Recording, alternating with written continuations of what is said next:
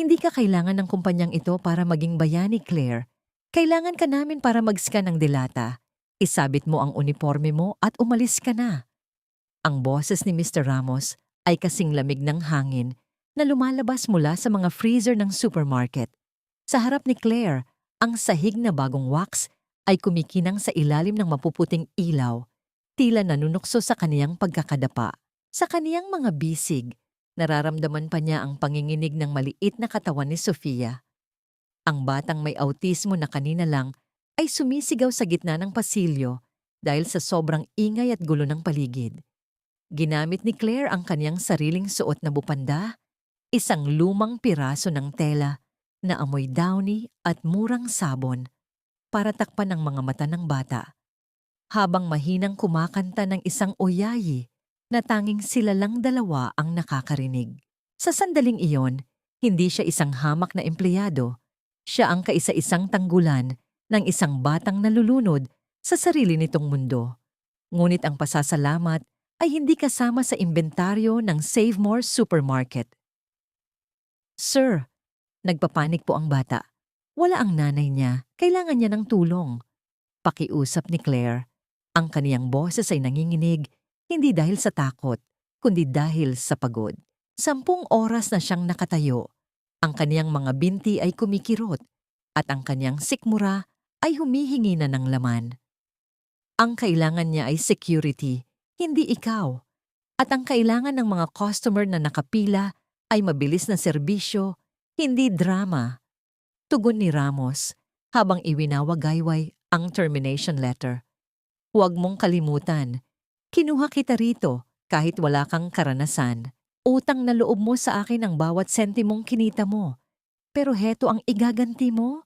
Tatambay ka sa sahig habang humahaba ang pila. Dahan-dahang tumayo si Claire.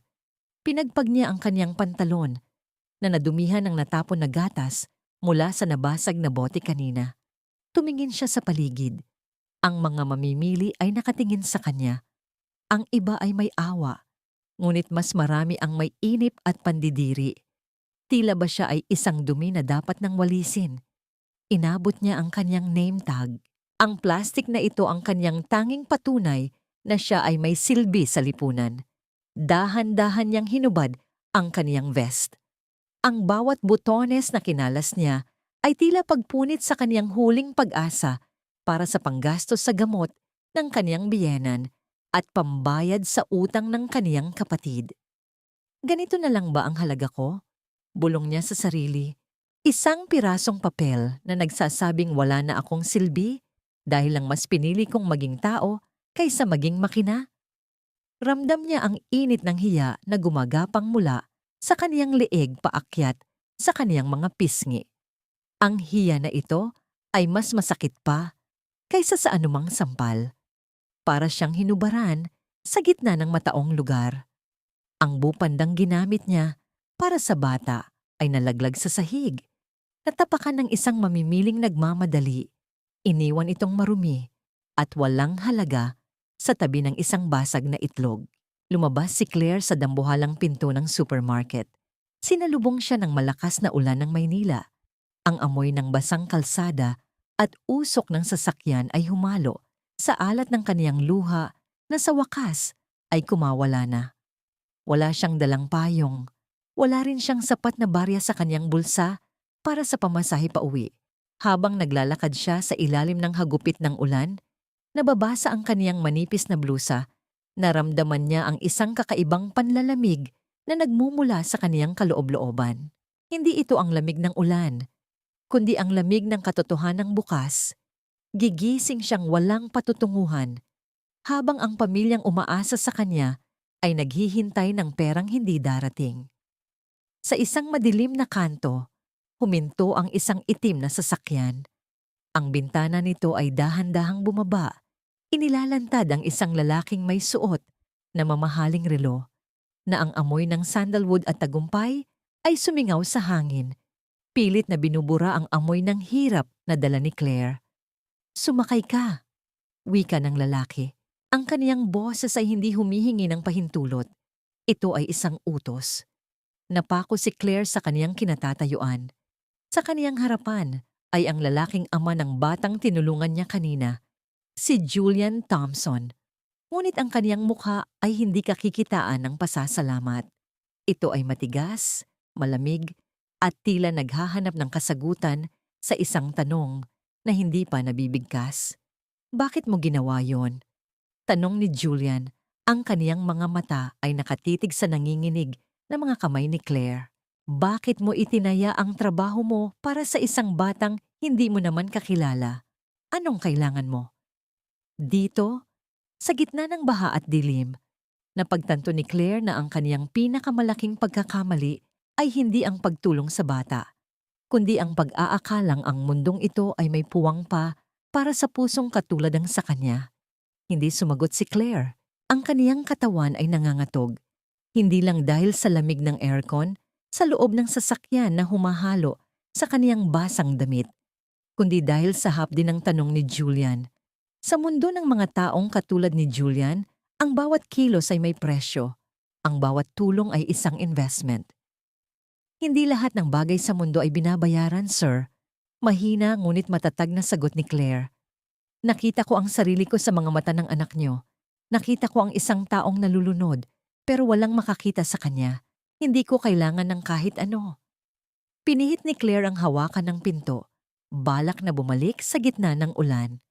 Mas gusto pa niyang lamunin ng baha kaysa manatili sa loob ng isang silid na puno ng pagdududa. Ngunit bago pa siya makalabas, narinig niya ang paglock ng mga pinto. Pamilyar ka sa sensory overload, hindi ba? Ang boses ni Julian ay naging mas malalim. May bahid ng desperasyon na pilit niyang itinatago sa likod ng kaniyang awtoridad. 3 taon na kaming naghahanap ng therapist, Yaya, o kahit sinong makakausap kay Sofia. Pero ikaw, sa loob ng 5 minuto sa isang magulong supermarket, napatahimik mo siya ng walang gamot. Paano? Humarap si Claire sa kanya. Ang tubig mula sa kaniyang buhok ay pumatak sa mamahaling leather seat ng sasakyan. Isang madilim na mansa na tila sumisimbolo sa kaniyang pagkatao sa mata ng mayaman. Hindi ko siya pinatahimik, sir. Pinakinggan ko siya. May pagkakaiba yun. Muling tumitig si Julian sa kanya. May kung anong kumislap sa kaniyang mga mata. Hindi pasasalamat, kundi isang desisyon. Isang business decision. Kailangan ka ni Sofia. At sa nakikita ko, kailangan mo rin ako. Wala ka ng trabaho, Claire. At alam nating dalawa na sa bansang ito. Ang isang cashier na sinibak dahil sa insubordination ay hindi na makakahanap ng mapapasukan sa loob ng mahabang panahon. Naglabas si Julia ng isang calling card. Ang ginto nitong mga letra ay kumikinang sa dilim. Pumunta ka sa address na ito bukas ng 8:00 ng umaga. Tublihin natin ang sweldo mo sa supermarket. Hindi. Triplehin natin. Alagaan mo ang anak ko. Hindi kinuha ni Claire ang card. Sa halip, tiningnan niya ito ng may halong pait. Triple ng sweldo ko ay maliit pa rin para sa inyo, sir. Pero para sa akin, yan ang presyo ng aking dignidad. Pag-iisipan ko. Binuksan ni Julian ang lock. Lumabas si Claire ng hindi lilingon. Pagdating sa kanilang barong-barong sa tundo, sinalubong siya ng amoy ng tuyo at singaw ng kanal. Ngunit mas masahol pa rito ang tinig ni Aling Martha, ang kaniyang biyenan, na kasalukuyang nakikipagmahjong sa kabilang bahay, ngunit mabilis na nakatunog sa kaniyang pagdating. "Oh Claire, bakit ang aga mo yata? At bakit basang-basa ka? Nasaan ang sweldo mo? Akala ko ba ay overtime ka ngayon?" Ang boses ni Aling Martha ay parang kudkuran ng niyog, magaspang at nakakairita. Pumasok si Claire sa loob. Pilit na iniiwasan ang tingin ng matanda. "Wala na akong trabaho, Nay. Nasibak po ako." Tila tumigil ang pag-ikot ng mundo sa loob ng maliit na bahay. Ang kaniyang kapatid na si Nonoy, na nakahiga sa sofa at naglalaro sa cellphone, ay biglang napaupo. "Ano? Paano na ang pambayad ko sa motor? Claire, naman! Alam mo namang yun na lang ang inaasahan natin. Nasibak ka dahil sa ano?" Sigaw ni Aling Martha, ang kaniyang mukha ay namumula na sa galit. Sa dami ng pwedeng gawin, ang magpabaya sa trabaho, utang na loob, Claire. Simula nang mamatay ang asawa mo, Kami na ang pamilya mo. Kinupkop ka namin kahit baog ka at walang silbi, tapos ngayon ay tatambay ka lang dito? Ang salitang baog ay tila isang kutsilyong bumaon sa dibdib ni Claire. Hindi siya makasagot. Ang hiya na nararamdaman niya sa supermarket kanina ay walang-wala sa kahihiyang nararamdaman niya ngayon sa harap ng mga taong itinuturing niyang pamilya. Maghahanap ako bukas. Ungos ni Claire habang naglalakad patungo sa lababo para maghugas ng mukha. Ang tubig na lumalabas sa gripo ay may kulay kalawang, kasing dumi ng tingin sa kaniya ng kaniyang mga kasama sa bahay. Siguraduhin mo lang, parinig ni Aling Martha habang bumabalik sa kalsada. Hindi tayo mabubuhay sa awa, Claire. Sa mundong ito, kung hindi ka gagamit ng utak, kakainin ka ng buhay. Humiga si Claire sa kanyang manipis na kutsyon. Ang kaniyang tiyan ay kumukulo sa gutom, ngunit mas masakit ang kaniyang puso.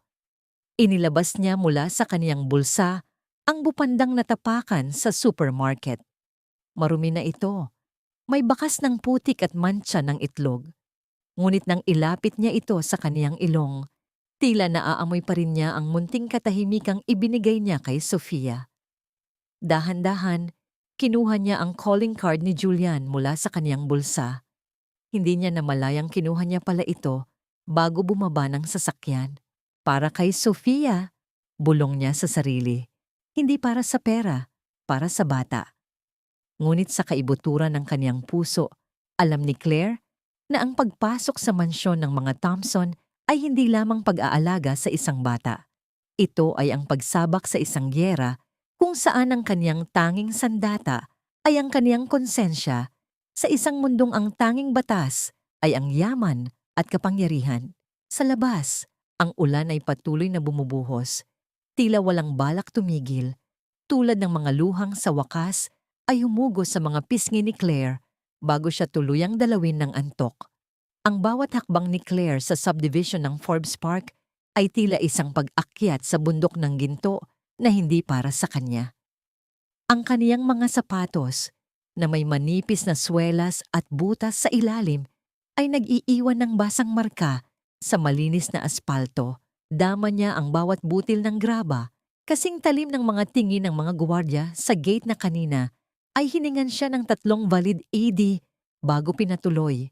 Nang tumigil siya sa harap ng dambuhalang gate ng mga Thompson, napahinto siya. Ang mansyon ay hindi lamang bahay. Ito ay isang kuta ng salamin at bakal. Ang amoy ng paligid ay hindi usok o basang basura, kundi ang amoy ng bagong tabas na damo at ang mamahaling halimuyak ng mga pine tree. Para kay Claire, ang bango ng hangin dito ay nakakalunod. Masyadong malinis, masyadong payapa para sa isang taong galing sa ingay ng tondo. Claire Thompson, pasok. Kanina ka pa hinihintay sa loob. Wika ng isang boses mula sa intercom. Ang pinto ay bumukas ng walang ingay. Tila isang higanting bibig na handang lumamon sa kanya. Sa loob, sinalubong siya ni Mrs. Soler, ang mayordoma na may mukhang kasing tigas ng semento. Ang kaniyang uniforme ay walang kahit isang gusot, at ang kaniyang buhok ay nakapusod ng napakahigpit na tila hinihila nito ang kaniyang mga kilay paitaas. Dito ang daan. Huwag kang hahawak sa mga dingding. Bagong pintura yan. Parinig ni Mrs. Soler habang tinitingnan ang kupas na bag ni Claire. At siguraduhin mong hindi ka mag-uuwi ng kahit anong hindi sayo. Maraming mata rito, iha. Ang bawat salita ni Mrs. Soler ay tila isang maliliit na karayom na tumutusok sa balat ni Claire. Ito ang parinig, ang paraan ng mga nasa itaas para ipaalala sa kanya ang kaniyang kinalalagyan. Ngunit tinuwid ni Claire ang kaniyang likod. Hindi siya narito para sa pakikipagkaibigan sa mga katulong. Narito siya para sa isang misyon. Dinala siya sa isang malawak na opisina kung saan naroon si Julian, nakasuot ng puting polo na tila hindi nadadapuan ng alikabok.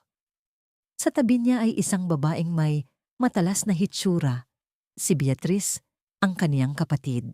So, ito ba ang miracle worker mo, Julian? Tanong ni Beatrice habang sinusuri si Claire mula ulo hanggang paa gamit ang isang gold-rimmed na salamin. She looks unsanitary. Sigurado ka bang hindi siya magdadala ng mikrobyo sa loob ng bahay na ito? Beatrice, enough! Malamig na saway ni Julian. Hinarap niya si Claire. Heto ang kontrata. Wala kang ibang gagawin, kundi bantayan si Sofia. Hindi ka pwedeng lumabas ng walang paalam. Hindi ka pwedeng magdala ng bisita. At higit sa lahat, ang lahat ng makikita at maririnig mo rito ay mananatili sa loob ng mga dingding na ito. Maliwanag? Maliwanag, sir, sagot ni Claire. Pero may kondisyon din ako. Natigilan ng magkapatid. Hindi sila sanay na ang isang taong nangangailangan ng pera ay may lakas ng loob na magtakda ng kondisyon. Gusto kong alisin ang mga fluorescent lights sa kwarto ni Sofia. Masyadong maingay ang kuryente niyan para sa kanya. Matapang na wika ni Claire. At gusto kong ako ang magluluto ng pagkain niya. Hindi siya kailangang pilitin sa mga pagkaing hindi niya gusto ang texture. Tumawa ng maikli si Beatrice. At sino ka? Para magdikta? Isa ka lang hamak na yaya. Hindi ako yaya. Pagtatama ni Claire. Ang kanyang boses ay kalmado pero may bigat. Ako ang magiging boses niya hanggat hindi pa niya kayang magsalita para sa sarili niya. Kung gusto niyo lang ng tagabantay, kumuha kayo ng security guard. Pero kung gusto niyo ng pagbabago kay Sofia, kailangan niyo akong pakinggan. Isang mahabang katahimikan ang namayani. Nararamdaman ni Claire ang kanyang sariling tibok ng puso, mabilis at malakas. Akala niya ay palalayasin na siya, ngunit dahan-dahang tumango si Julian. Gawin mo ang kailangan mong gawin, wika ni Julian. Pero tandaan mo ito, isang pagkakamali, isang beses na umiyak si Sofia dahil sa'yo, babalik ka sa kalsada at sisiguraduhin kong kahit sa basurahan ay hindi ka na makakahanap ng trabaho. Dinala si Claire sa kwarto ni Sofia. Ang silid ay parang isang museum, malamig, puti, at walang buhay. Doon, nakita niya ang bata na nakaupo sa sulok, tinatakpan ng kaniyang mga tainga habang paulit-ulit na inuumpog ang kaniyang ulo sa malambot na unan. Lumapit si Claire, ngunit hindi siya humawak. Umupo siya sa sahig. May 3 talampakan ng layo. Hindi siya nagsalita. Sa halip, inilabas niya mula sa kanyang bulsa ang isang maliit na piraso ng makinis na bato na kinuha niya sa labas. Sinimulan niya itong paikutin sa kaniyang palad.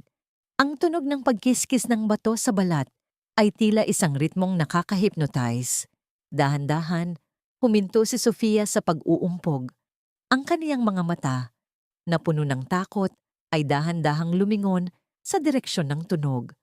Sa gitna ng katahimikan, isang anino ang dumaan sa pinto. Si Mrs. Soler ay nakatitig sa kanila. Hawak ang isang maliit na vial ng gamot at isang hiringgilya. Ang kaniyang mga mata ay tila nagbabanta. Huwag mong isiping nakuha mo na ang tiwala ng bata. Bulong ni Mrs. Soler nang dumaan si Claire para kumuha ng tubig. Sa bahay na ito, ang katahimikan ay binibili ng gamot, hindi ng mga bato. Kapag nalaman ni Sir na itinigil mo ang mga sedative niya, malalaman mo kung gaano kalupit ang pamilyang ito. Napahinto si Claire. Ang kaniyang mga kamay ay nanlamig.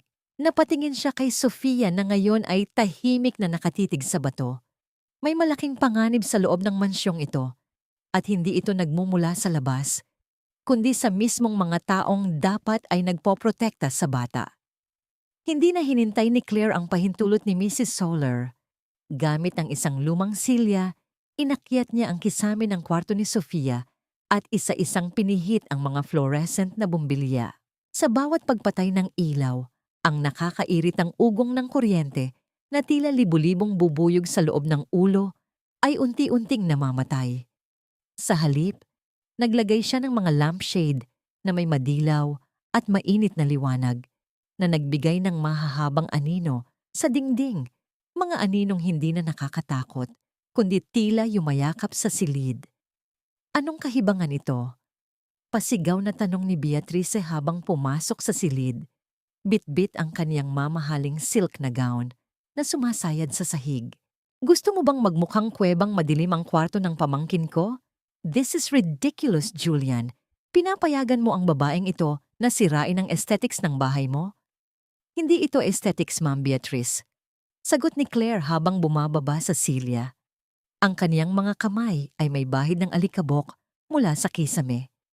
Ito ay para sa kapayapaan ni Sofia. Ang mga ilaw na yon ay sumasakit sa kaniyang mga mata. Ang katahimikan ay hindi lang sa pandinig, kundi sa paningin din.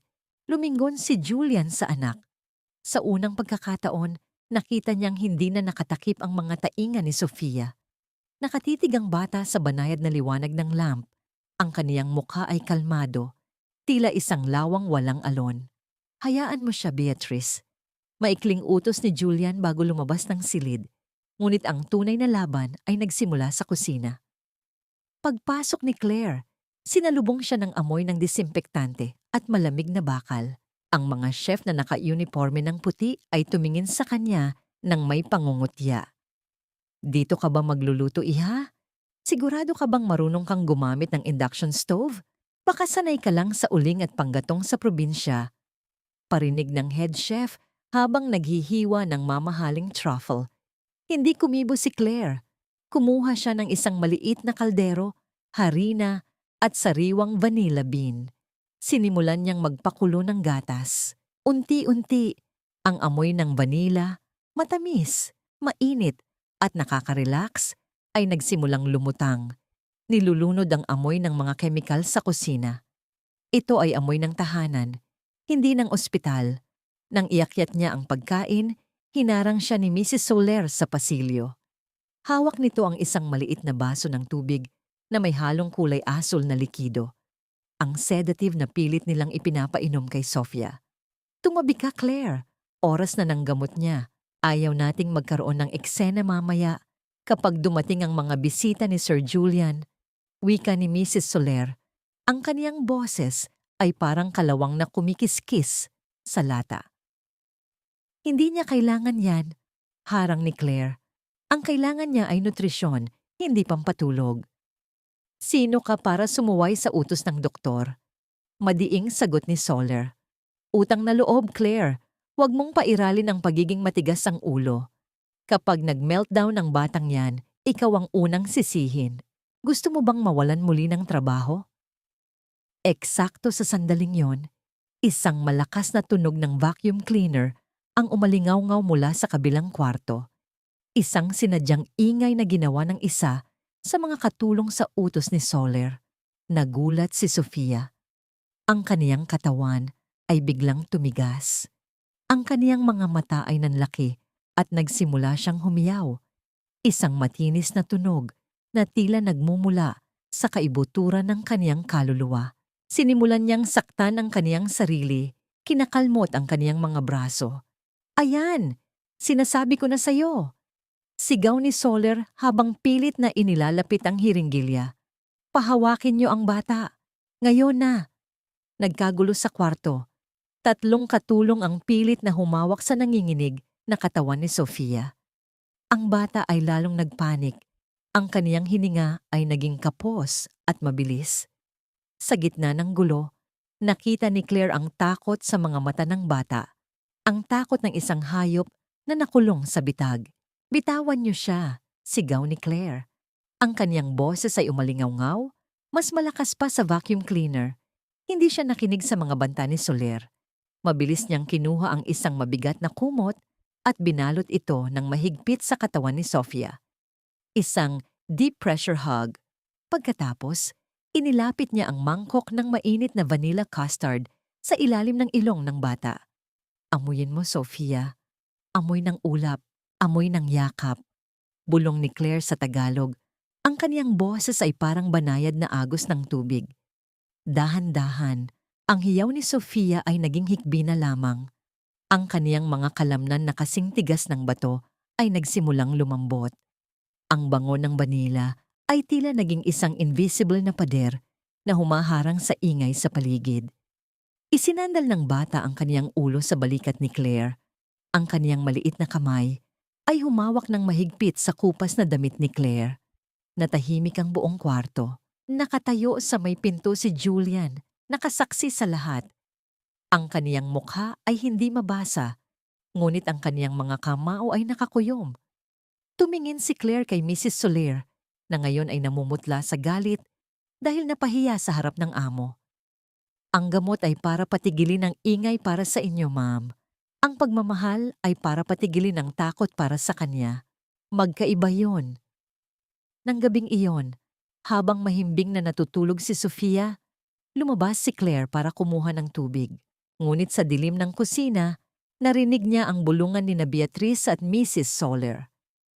Kailangang mawala ang babaeng yan bago pa siya tuluyang makuha ang loob ni Julian. Wika ni Beatrice. Gamitin mo ang plano natin. Siguraduhin mong bukas, wala na siyang mukhang ihaharap sa amin.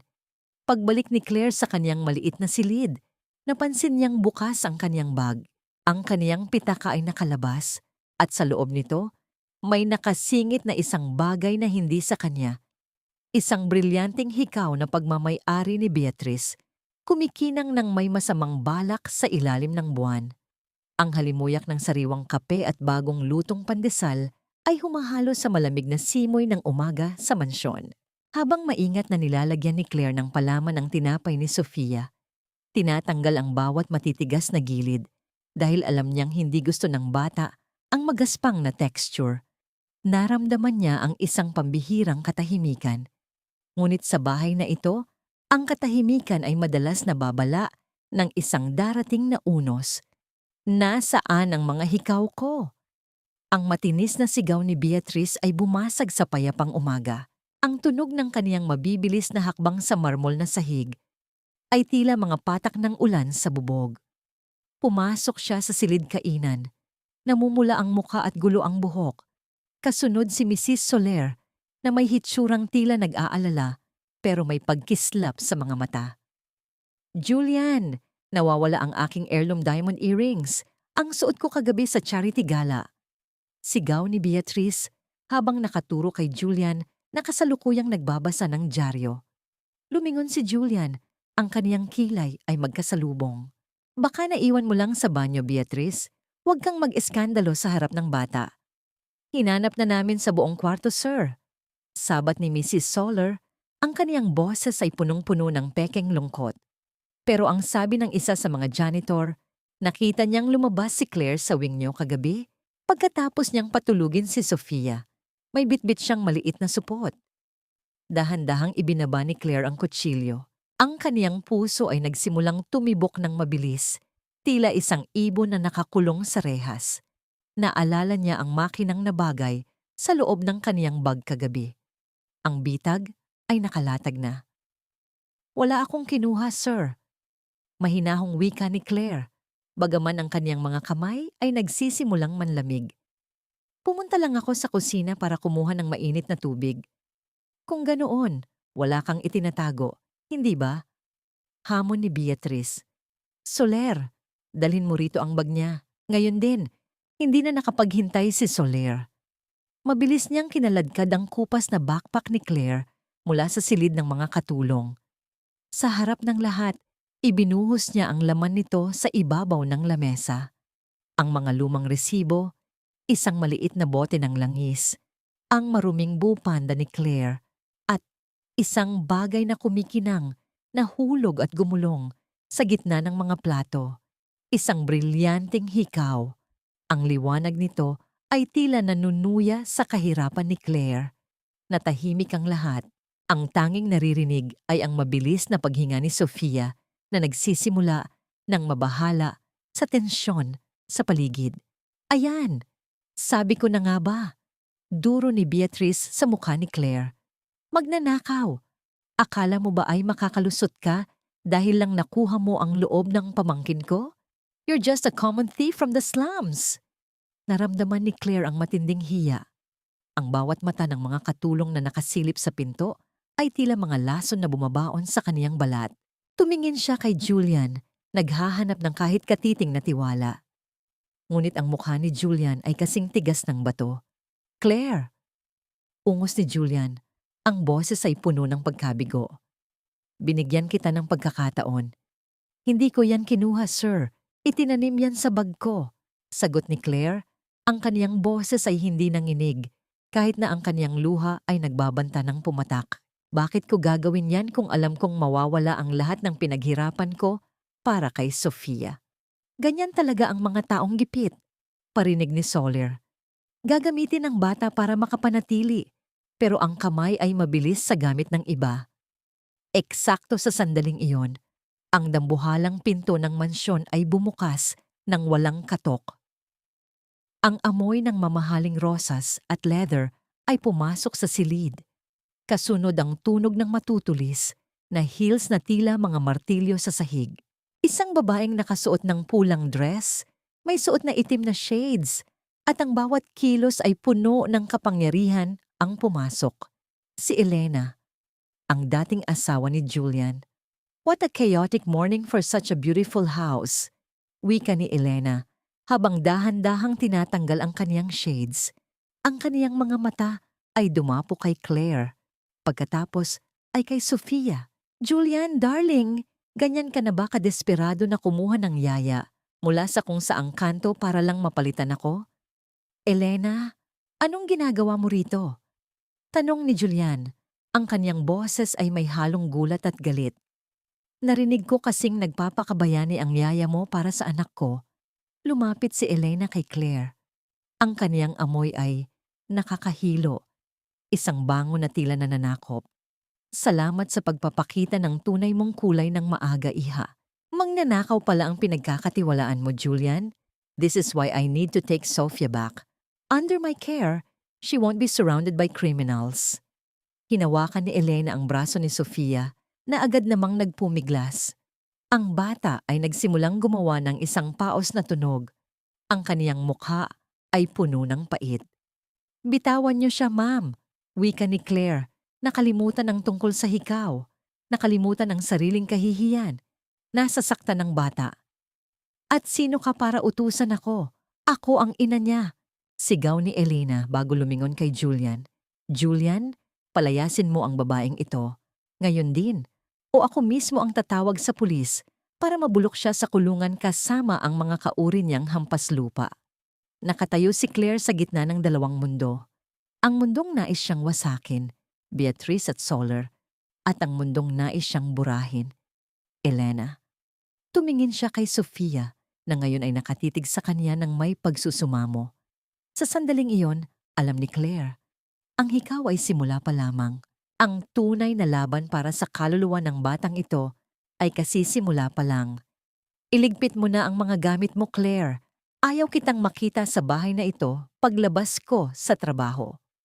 Ang boses ni Julian ay parang hatol ng kamatayan. Maikli, walang emosyon, at pinal. Hindi man lang niya tiningnan si Claire sa mga mata.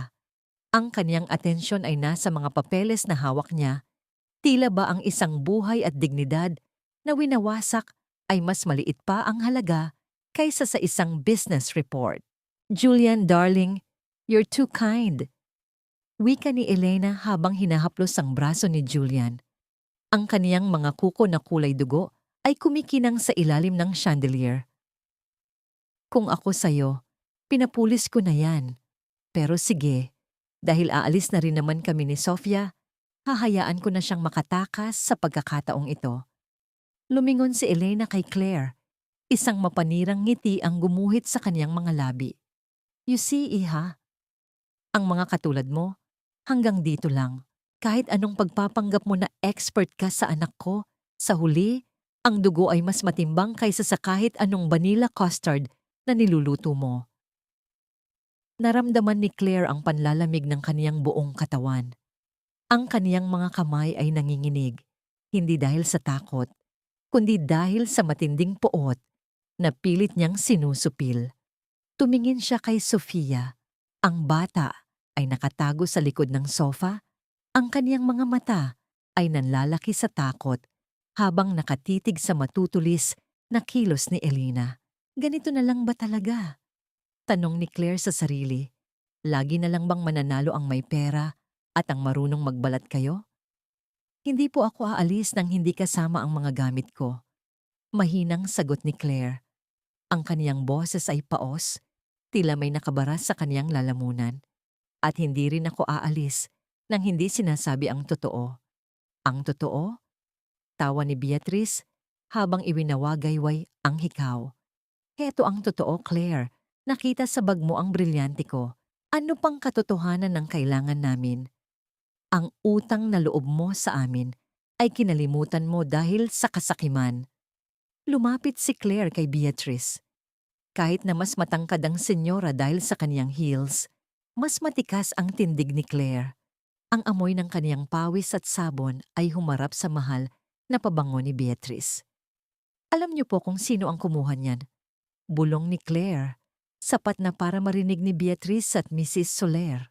Nakita ko kayo kagabi sa CCTV monitor sa guardhouse bago niyo ako pinatawag.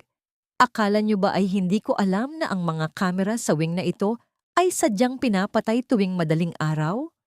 Bahagyang namutla si Beatrice, ngunit mabilis itong napalitan ng isang mapang-uyam na tawa. CCTV? Walang record ang mga kamera na yon, tanga. Sira ang system kagabi. Tanungin mo pa si Soler. Eksakto, sagot ni Claire. Sira ang system dahil pinapatay niyo? Pero nakalimutan niyo ang isang bagay. Ang private baby monitor sa loob ng kwarto ni Sofia ay nakakonekta sa cloud.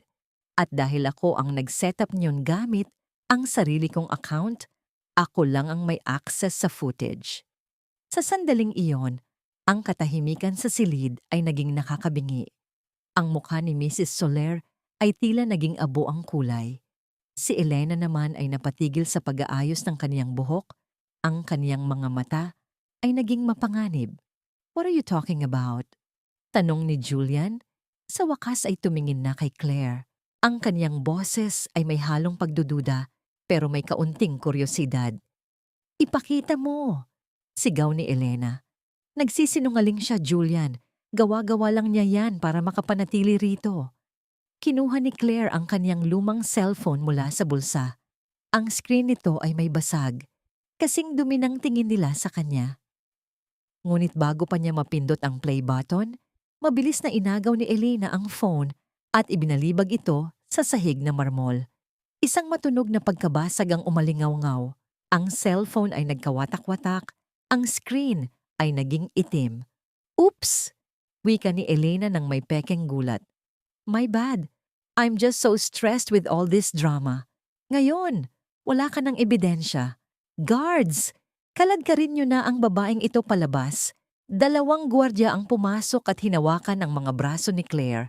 Ang hapdi ng pagkakahawak nila ay ramdam hanggang sa kaniyang buto. Habang hinihila siya palabas, nakita ni Claire si Sofia. Ang bata ay nagsimulang humiyaw. Isang tunog na puno ng pait at pangungulila. Claire! Claire! Sigaw ni Sofia. Ito ang kauna-unahang pagkakataon na binigkas ng bata ang kaniyang pangalan ng malinaw. Napahinto ang lahat, maging ang mga gwardiya ay natigilan. Ngunit si Elena, sa halip na matuwa sa pag-unlad ng anak, ay lalong nagalit. Sinampal niya ang bata ng mahina para patahimikin ito. Tumahimik ka, Sofia. She's a thief. Ang sampal na yon ay tila isang kidlat na tumama sa puso ni Claire.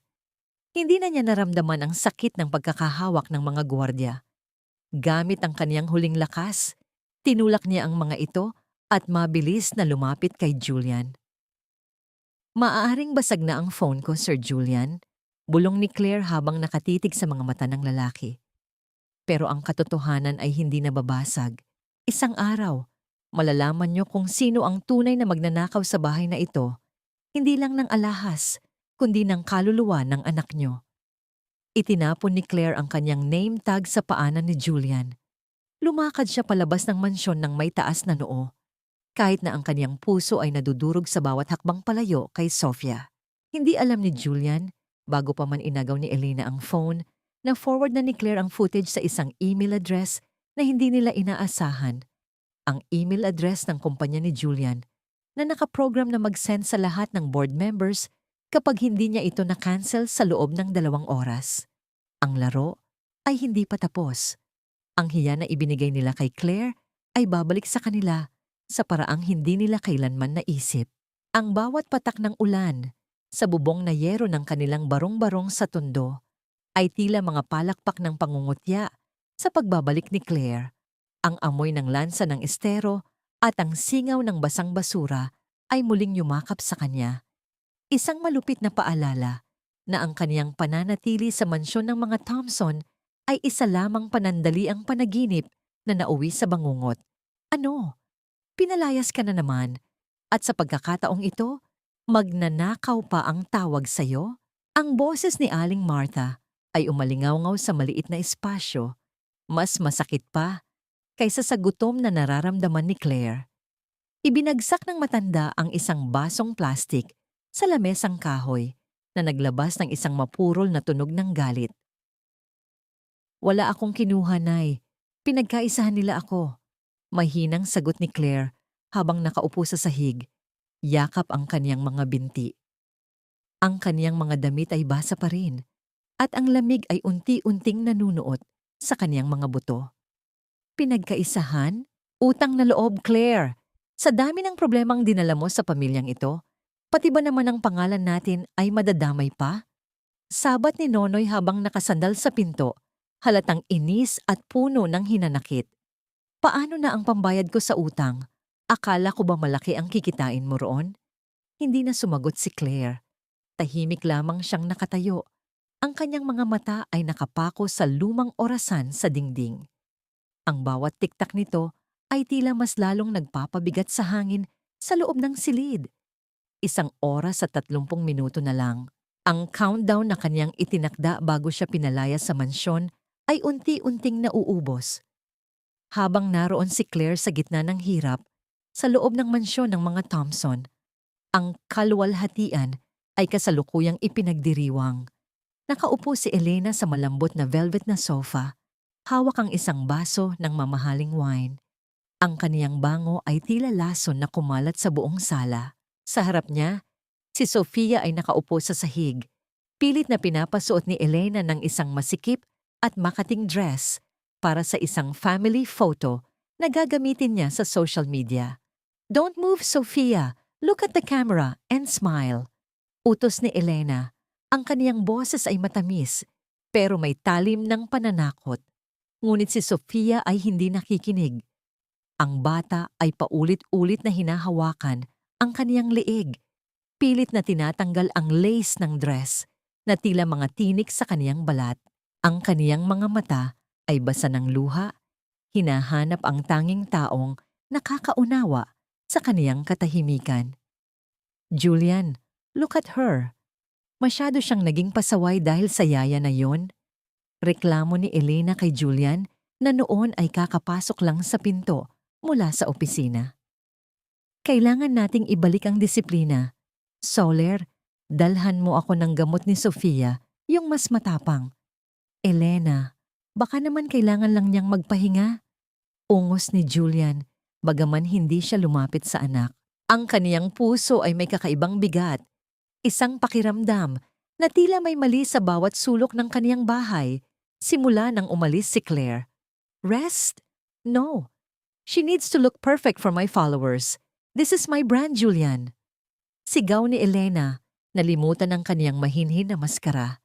Eksakto sa sandaling iyon, ang lahat ng cellphone sa loob ng silid ay sabay-sabay na tumunog. Hindi ito isang ordinaryong ringtone.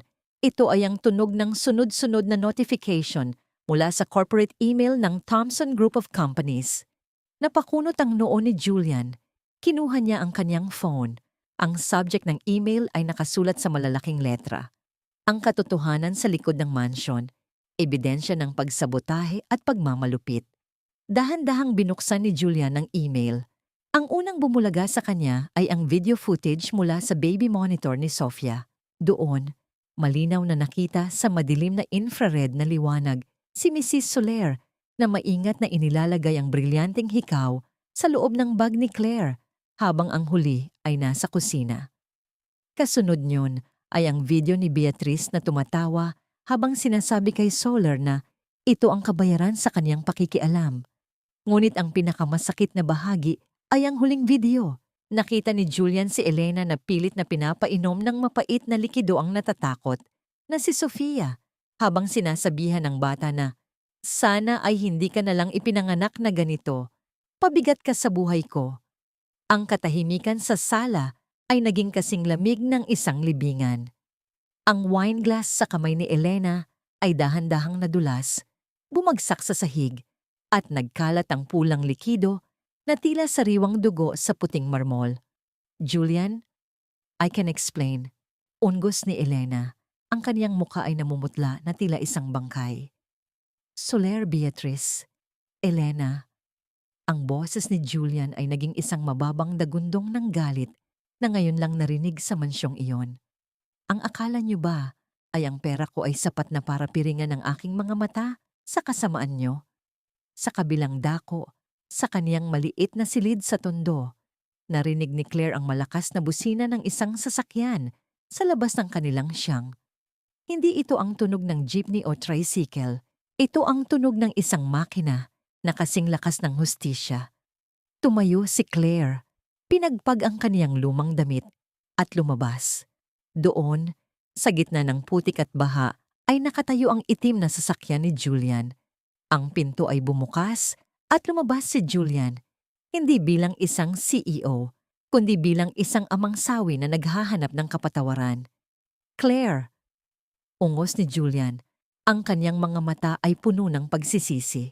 "Patawarin mo ako." Ngunit hindi si Julian ang tiningnan ni Claire. Sa loob ng sasakyan, nakita niya si Sofia na nakadungaw sa bintana. Ang mga kamay ay nakadikit sa salamin. Naghihintay sa tanging taong marunong makinig sa kaniyang mga hiyaw sa tinhilang mundo. Ang laban para sa katarungan ay tapos na, ngunit ang laban para sa paghilom ay kasisimula pa lamang. Ang itim na kintab ng sasakyan ni Julian ay tila isang banyagang anino sa gitna ng maputik na kalsada ng tondo. Ang amoy ng basang lupa at bulok na gulay mula sa palengke ay humahalo sa bango ng mamahaling gasolina. Nakatayo si Julian sa harap ni Claire. Ang kaniyang sapatos na gawa sa Italianong balat ay unting lumulubog sa burak, ngunit hindi siya kumikibo. Ang kaniyang hiya ay hindi na nagmumula sa pagpunta sa isang maralitang lugar, kundi sa katotohanang ang kaniyang karangyaan ay naging bulag sa katarungan. "Claire, nakita ko na ang lahat. Ang video, ang ginawa ni na Beatrice at Elena." Ungos ni Julian. Ang kaniyang boses ay basag, tila isang kristal na nahulog sa matigas na semento. "Patawarin mo ako dahil mas pinili kong maniwala sa mga kasinungalingang binalot sa ginto kaysa sa katotohanang dala ng iyong mga kamay." Hindi agad sumagot si Claire. Tumingin siya sa kaniyang paligid. Ang kaniyang biyena na si Aling Martha at ang kapatid na si Nonoy ay nakadungaw sa bintana. Ang kanilang mga mata ay nanlalaki sa gulat at biglang napalitan ng panggigil sa pagkakataong makakuha ng pera. "Oh, Sir Julian, pasok po kayo." "Claire, bakit pinapabayaan mo ang bisita sa labas?" Sigaw ni Aling Martha habang mabilis na nagpupunas ng kaniyang mga kamay sa dumi ng kaniyang duster. "Pasensya na po kayo. Itong si Claire ay medyo matigas talaga ang ulo, pero mabait po yan." Tiningnan ni Claire ang kaniyang biyenan. Ang parehong babae na kanina lang ay tinawag siyang magnanakaw at walang silbi. Ang pait ng utang na loob na laging isinusumbat sa kanya ay tila naging abo sa kaniyang bibig. "Nay, pumasok na po kayo sa loob. Hindi po kayo ang kailangan niya." Malamig na wika ni Claire. Humarap siya kay Julian. "Sir, ang kailangan niyo ay hindi ang aking kapatawaran. Ang kailangan niyo ay ang kapatawaran ng anak niyo. Si Sofia ang tunay na biktima rito, hindi ako." Dahan-dahang lumapit si Claire sa sasakyan. Pagbukas ng pinto, sinalubong siya ng amoy ng mint at ang lamig ng aircon. Doon, sa sulok ng upuan, nakita niya si Sofia. Ang bata ay nakabalot sa isang kumot. Ang kaniyang mga mata ay namumula sa kaiiyak at ang kaniyang maliliit na daliri ay mahigpit na nakahawak sa isang piraso ng tela. Ang maruming bupanda ni Claire na naiwan sa mansyon. Nang makita ni Sofia si Claire, isang himala ang nangyari. Walang hiyaw, walang pagpapanik.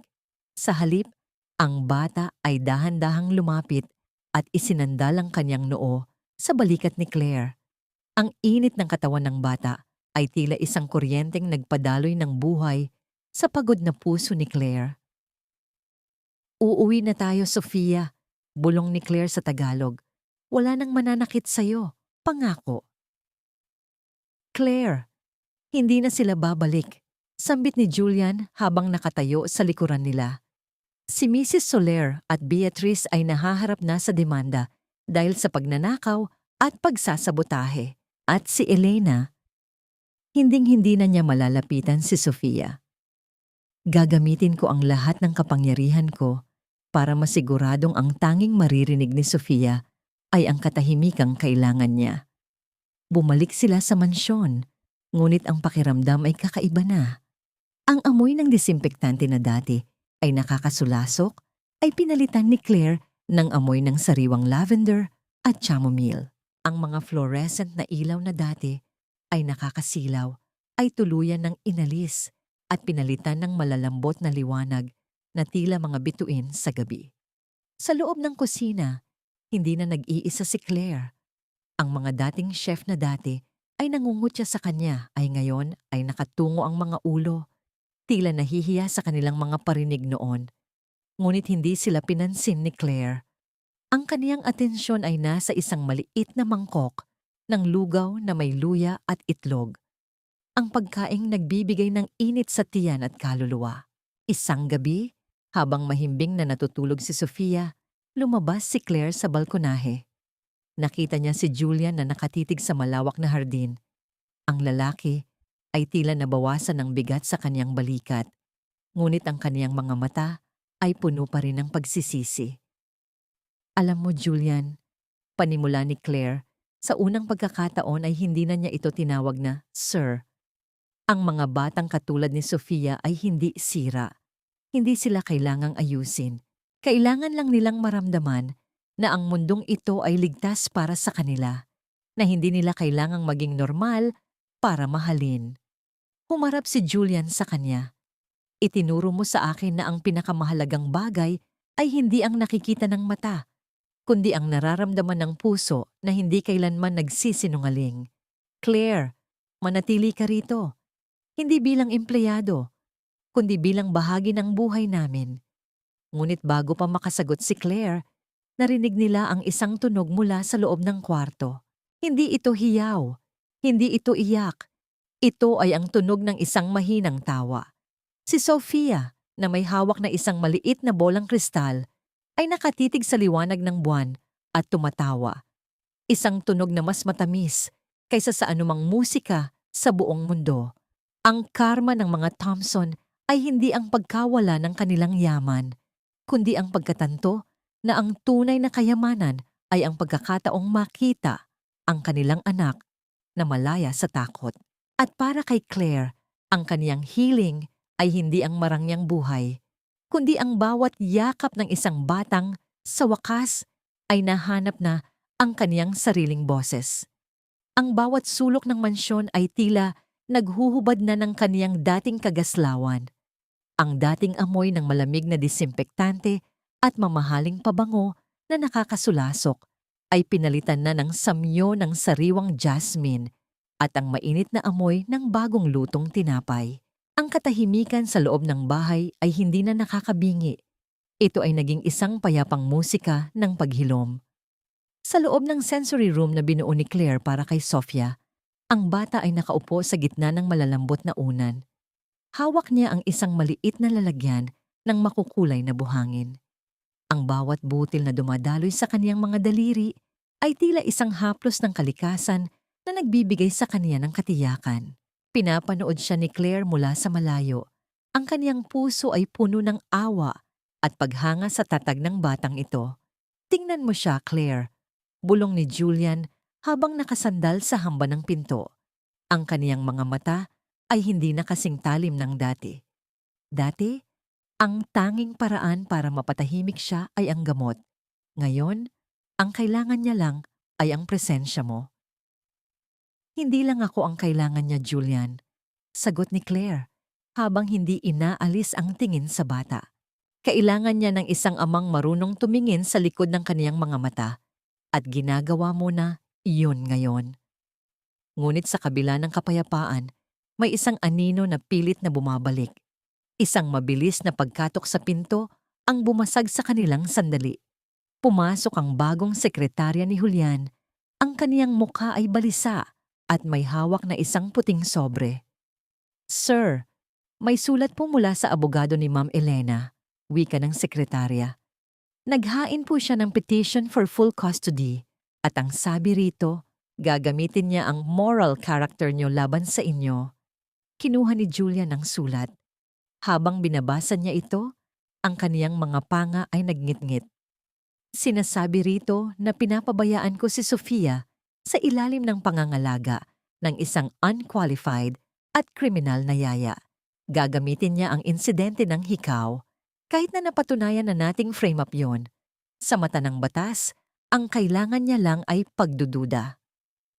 Naramdaman ni Claire ang pamilyar na panlalamig sa kaniyang sikmura. Ang hiya na pilit niyang ibinabaon ay muling hinuhukay ni Elena. Ito ang taktika ng mga makapangyarihan. Kapag hindi ka nila makuha sa katotohanan, dudurugin ka nila sa tsismis at sa dungis ng iyong pangalan. "Huwag kang mag-alala, Claire," madiing sabi ni Julian. "Hindi ko hahayaang mangyari yon. I will fight her in court. I will spend every centavo I have just to keep Sofia safe from her."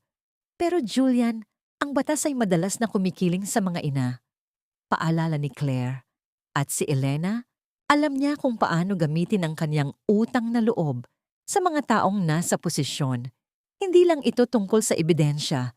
Tungkol ito sa kung sino ang mas malakas ang boses sa lipunan. Kinabukasan, isang hindi inaasahang bisita ang dumating sa mansyon. Hindi ito si Elena, kundi ang kaniyang abogado. Isang lalaking may ngiting kasing talas ng kaniyang suit. "Good morning, Mr. Thompson. At sa iyo rin, Miss Thompson," wika ng abogado, na sadyang ginamit ang apelyido ni Claire para asarin ang dalawa. "Narito ako para mag-alok ng isang settlement. Ibigay niyo si Sofia sa amin at lahat ng record ni Miss Claire ay lilinisin namin.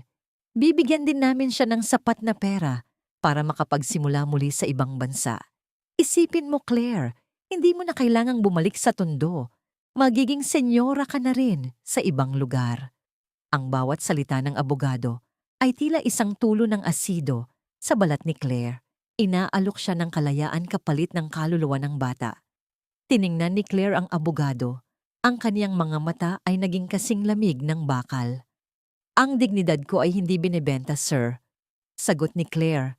Ang kaniyang boses ay kalmado, ngunit puno ng kapangyarihan. At ang bata ay hindi isang produkto na pwedeng isettle. Sabihin mo kay Elena, hihintayin ko siya sa korte. At sa pagkakataong ito, hindi lang ako ang magsasalita. Ang buong mundo ang makakarinig sa katotohanan. Nang makaalis ang abogado, dinala ni Claire si Sofia sa hardin. Hinubad niya ang kanyang mga sapatos at hinayaan ang kanyang mga paa na madama ang lamig ng basang damo. Sinunod siya ni Sofia. Ang bata ay tumawa ng maramdaman ang kiliti ng damo sa kanyang mga talampakan. Sa sandaling iyon, alam ni Claire na ang kanyang misyon ay hindi na lang tungkol sa pag-aalaga. Ito ay isang digmaan para sa katarungan ng mga batang hindi marinig ang boses. At kahit na ang kanyang kalaban ay may ginto at kapangyarihan, ang sandata ni Claire ay ang katotohanang walang bahid ng hiya. Ngunit isang bagay ang hindi alam ni Claire. Sa labas ng gate, isang lalaking nakamotor ang kanina pa kumukuha ng litrato sa kanila. Isang bagong plano ang inihahanda ni Elena. Isang planong hindi lang dudurog sa pangalan ni Claire, kundi pati na rin sa kaniyang puso. Ang amoy ng lumang papel at ang lamig ng aircon sa loob ng opisina ng mediator ay tila isang kabaong na dahan-dahang nagsasara. Nakaupo si Claire sa isang silyang kahoy. Ang kaniyang mga kamay ay nakapatong sa kaniyang kandungan, mahigpit na nakahawak sa isang panyo. Sa tapat niya, si Elena ay mukhang isang reyna ng kadiliman, nakasuot ng itim na dress na gawa sa mamahaling sutla. Ang kaniyang mga labi ay kulay dugo. at ang kaniyang tingin ay puno ng gigil at poot. "Julian, look at this!" Wika ni Elena habang inilalapag ang mga litrato sa lamesa. Ang tunog ng pagbagsak ng mga makintab na papel ay tila mga sampal sa katahimikan ng silid. Ang mga litrato ay kuha sa tondo. Si Claire na nakikipag-away sa kaniyang biyenan, si Claire na basang-basa sa baha, at ang huli, isang litrato ni Claire at Julian na magkalapit ang mga mukha sa loob ng sasakyan. Gusto mo bang ipagkatiwala ang anak mo sa isang babaeng galing sa kanal? Isang babaeng gagamitin ng awa para makuha ang pera mo? Patuloy ni Elena, ang kaniyang boses ay puno ng mapanirang tamis. "This is a scandal waiting to happen, Julian. Isang yaya na nakikipagrelasyon sa kaniyang amo? What will the board members think?" Naramdaman ni Claire ang matinding hiya na gumagapang sa kaniyang leeg. Ang bawat litrato ay tila isang paghuhubad sa kaniyang dignidad sa harap ng mga taong walang alam sa kaniyang pinagdaanan. Ngunit bago pa siya makapagsalita, tumayo si Julian. Ang kaniyang mga hakbang sa carpeted na sahig ay walang tunog, pero ang kaniyang presensya ay tila isang nagbabadyang unos. "Elena, ang akala mo ba ay ang mga litratong yan ang magpapabagsak sa amin?" Tanong ni Julian. Ang boses ay mababa, pero puno ng talim. "Ang akala mo ba ay hindi ko alam na ikaw ang nag-utos sa taong kumuha niyan? Utang na loob. Elena, itigil mo na ang pag-arte, tapos na ang palabas mo." Naglabas si Julian ng isang folder. Sa loob nito ay hindi mga litrato, kundi mga financial statement at medical record. Nalaman ng board members ang tungkol sa mga email na ipinadala ni Claire. Panimula ni Julian. "At dahil doon, nagsagawa kami ng audit sa kumpanya. Nalaman namin na ang charity fund na hawak mo ay ginamit mo para bayaran ang iyong mga utang sa kasino at ang iyong mga luho. Ninanakawan mo ang mga batang may kapansanan para lang mapanatili ang iyong brand." Biglang napatayo si Elena. Ang kaniyang mukha ay tila naging isang maskara ng galit at takot. "Nagsisinungaling ka! Gawa-gawa lang yan ng babaeng yan." "At heto pa," dagdag ni Julian, inilalantad ang isang dokumento mula sa psychiatrist ni Sofia. "Napatunayan sa laboratory test na ang mga gamot na ipinipilit mong ipainom sa anak ko ay mga illegal na sedatives na hindi kailanman inireseta ng doktor. Sinisira mo ang utak ng sarili mong anak para lang hindi kanya maistorbo sa iyong mga party." Ang katahimikan sa silid ay naging kasing bigat ng tingga. Ang abogado ni Elena ay dahan-dahang kinuha ang kaniyang bag, tila nais ng tumakas. Bago pa sila, tuluyang lamunin ng katarungan. You can't prove that!" Sigaw ni Elena. Ang kaniyang boses ay pumyok. Nawala na ang kaniyang poise.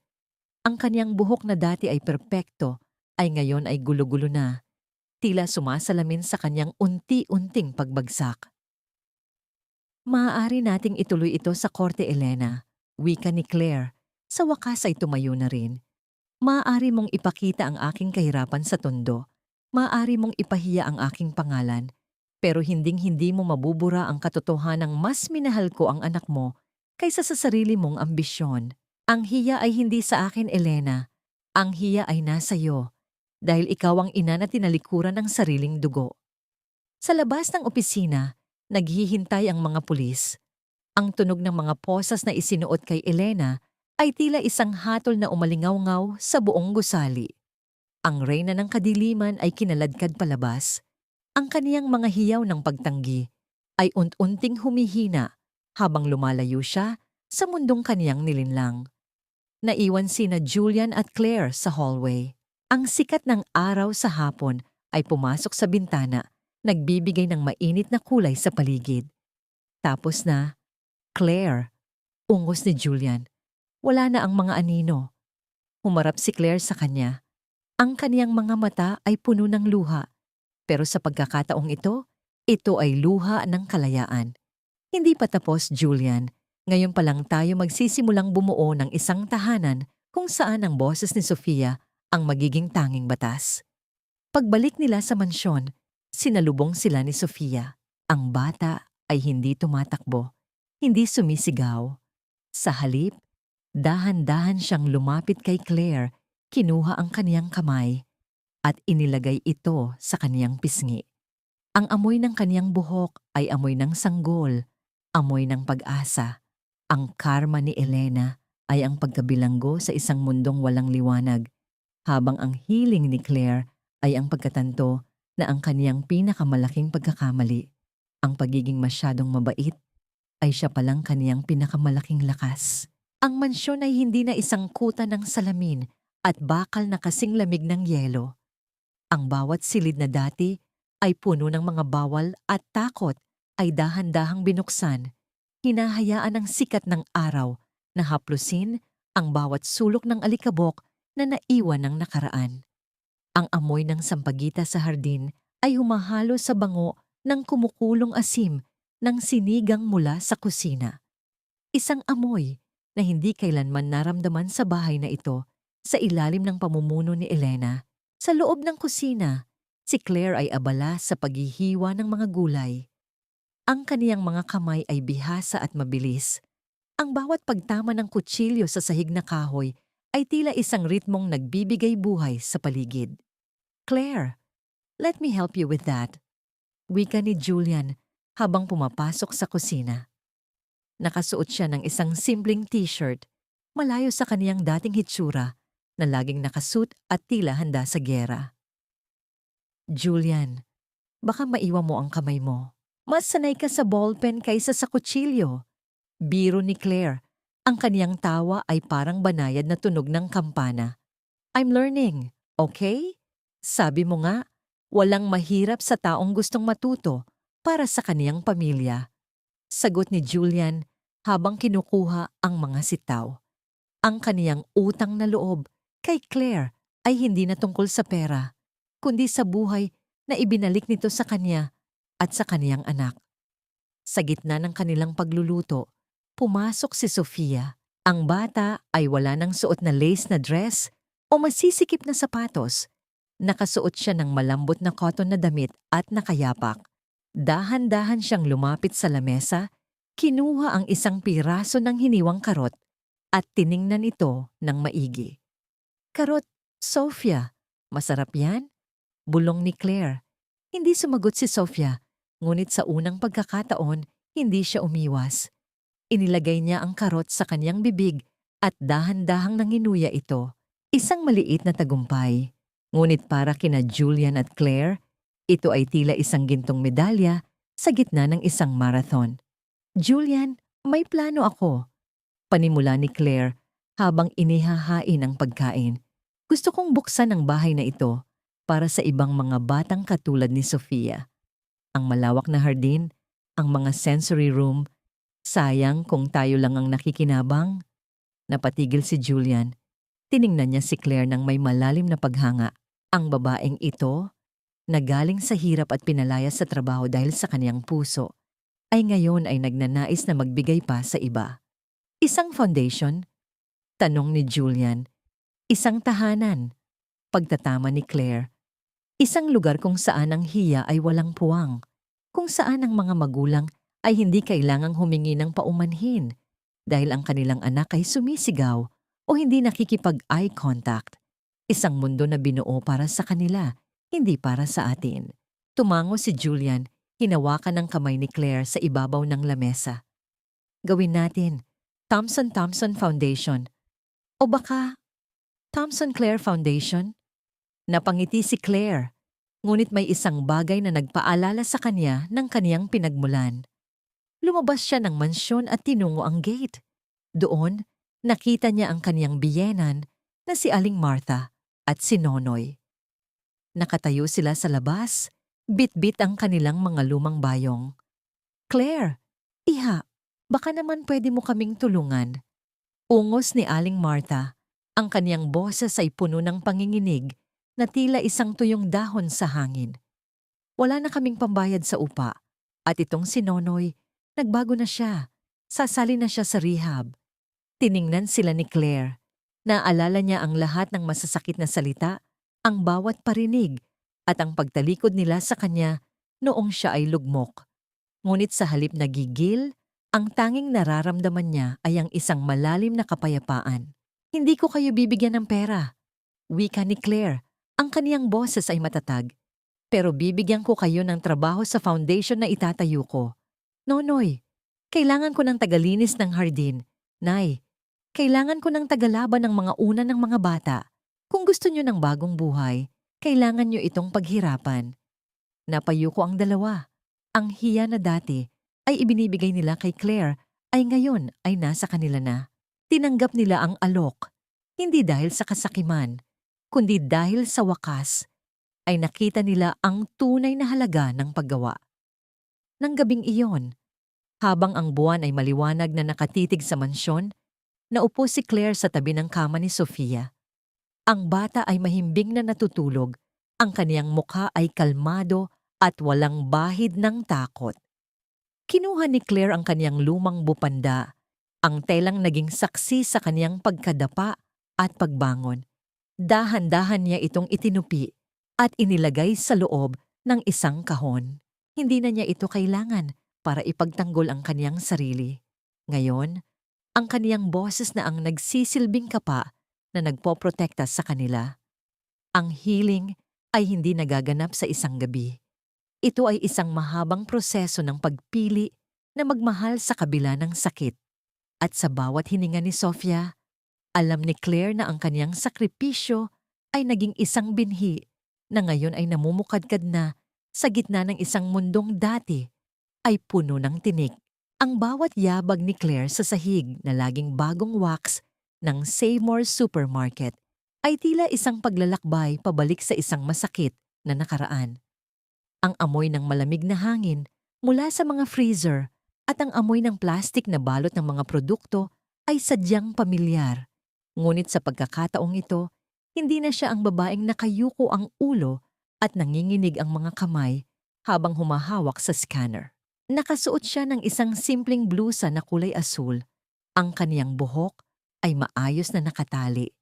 At sa kaniyang tabi ay naglalakad si Sofia. Hawak ang kaniyang kamay nang may tiwala. Sa likuran nila, si Julian ay tahimik na sumusunod. Pinagmamasdan ang bawat kilos ng dalawang babaeng nagpabago sa kaniyang mundo. Claire, tignan mo. Yung dating pwesto ko. Bulong ni Claire habang nakaturo sa counter 4. Doon, nakita niya ang isang batang cashier, marahil ay hindi lalampas sa 20 anyos ang edad. Ang kaniyang mukha ay balisa. Ang kaniyang mga mata ay puno ng luha habang sinusubukang pakalmahin ang isang matandang lalaking sumisigaw dahil sa maling presyo ng delata. Sa gilid ng pasilyo, may isang batang lalaki na nakatakip ang mga tainga, nagsisimulang humiyaw dahil sa ingay ng paligid. Wala kang kwenta. Ang bagal mo na nga, mali-mali pa. Sigaw ng customer. Naramdaman ni Claire ang kaniyang puso na tila pinipiga. Ang awa na nararamdaman niya para sa cashier ay humahalo sa alaala ng kaniyang sariling kahihiyan noon. Dahan-dahan siyang lumapit, hindi bilang isang customer, kundi bilang isang taong nakakaalam sa bigat ng bawat segundong lumilipas sa ilalim ng pangungutya. Sir, ako na po ang magbabayad ng kulang sa presyo. Wika ni Claire habang inilalapag ang kaniyang card sa lamesa. Ang kaniyang boses ay kalmado. May awtoridad na hindi kailangang sumigaw para pakinggan. Napatigil ang matanda, tila nagulat sa biglang pakikialam ng isang magandang babae. Ang batang cashier naman ay napatingala. Ang kaniyang mga luha ay tuluyang pumatak sa kaniyang pisngi. Salamat po, ma'am. Pasensya na po. Ungos ng cashier. Eksakto sa sandaling yon, lumabas mula sa opisina si Mr. Ramos. Ang kaniyang tiyan ay tila lalong lumaki at ang kaniyang mukha ay may suot na pilit na ngiti nang makilala niya si Julian Thompson, ang CEO na madalas niyang makita sa mga balita bilang bagong benefactor ng mga neurodivergent children. Mr. Thompson, what an honor to have you here. Sigaw ni Ramos habang mabilis na lumalapit, hindi man lang pinansin ang gulo sa cashier.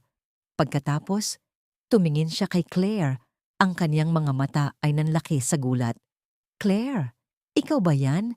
Akala ko ba balita ko ay naging successful ka na. Tiningnan ni Claire si Ramos. Naalala niya ang lamig ng termination letter na ibinigay nito sa kanya sa gitna ng ulan. Ngunit sa halip na gigil, ang tanging nararamdaman ni Claire ay isang malalim na distansya. Ang lalaking ito ay wala ng kapangyarihan sa kanya. Mr. Ramos, hindi ako narito para sa inyo. Wika ni Claire. Narito ako para sa batang ito. Tulad ko noon, mas pinili niya ang maging tao kaysa maging makina. At sa pagkakataong ito, hindi niyo siya masisibak. O naman Claire, nagbibiro lang naman ako noon. Alam mo naman ang pressure sa trabaho. Nauutal na sagot ni Ramos habang pinupunasan ang pawis sa kaniyang noo. Ang kaniyang hiya ay kitang-kita sa bawat kilos niya sa harap ng isang lalaking kasing makapangyarihan ni Julian. Lumapit si Claire sa batang lalaking umiiyak sa sahig. Dahan-dahan siyang lumuhod. Hindi alintana ang dumi ng sahig na dati ay kailangan niyang laging pakintabin. Kinuha niya ang kanyang lumang bupanda, ang telang kaniyang itinatago bilang alaala, at dahan-dahang ipinatong sa mga balikat ng bata. Huminga ka ng malalim, maliit na mandirigma. Ang ingay ay lilipas din. Bulong ni Claire sa Tagalog. Tumigil ang bata sa pag-iyak.